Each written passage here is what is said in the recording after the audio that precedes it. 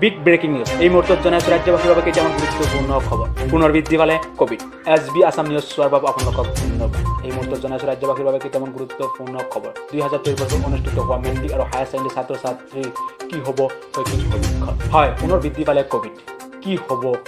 ৰাজ্যৰ পৰিস্থিতি এই মুহূৰ্তত জনাই আছোঁ বিশ্ববাসীৰ এটা ডাঙৰ খবৰ পুনৰ কোভিডৰ নতুন গাইডলাইন জাৰি বিশ্ববাসীক সতৰ্ক হ'বলৈ আহ্বান কোভিডৰ নতুন গাইডলাইন জাৰি কৰিছে WHO কোভিড ভেকচিন লোৱা সকলৰ বাবে ভয়ংকৰ খবৰ কোভিড ভেকচিনৰ পাৰ্শ্বক্ৰিয়াৰ কথা স্বীকাৰ কৰিলে চৰকাৰে কি সাইড ইফেক্ট হ'ব পাৰে আপোনালোকৰ শৰীৰতো দেখা দিছে নেকি এইসমূহৰ লক্ষণ ICMR চেন্ট্ৰেল ড্ৰাগছ অৰ্গেনাইজেশ্যন স্বীকাৰ কৰিছে সাইড ইফেক্টৰ কথা এফালে কোভেক্সিনতকৈ কোভিডশিল্ডৰ সাইড ইফেক্ট সৰ্বাধিক তথ্য নজনাৰ অধিকাৰ আইন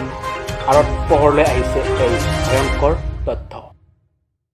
পেট মূৰ বুক ডিঙিৰ বিষ উহা চুটি হোৱা কাৰণ নোহোৱাকৈ বমি হোৱা দেশৰ বিভিন্ন অংগত দুৰ্বল অনুভৱ হোৱা দৃষ্টিশক্তি হেৰাপ পোৱাৰ লগতে হাত বুকু বিষ অনুভৱ হোৱা মানসিক স্থিতিত পৰিৱৰ্তন হোৱা এই কাৰণ নোহোৱাকৈ ভাগৰুৱা অনুভৱ কৰা গাৰ বিষ অনুভৱ কৰা ভেকচিন লোৱা ঠাইত খুজতি ৰঙা দাগ কৰা মূৰ ঘূৰণি হোৱা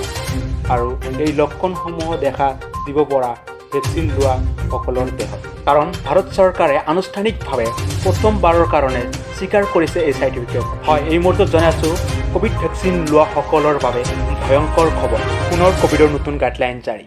বিশ্ববাসীক সতৰ্ক হ'বলৈ আহ্বান News this report SB News Assam.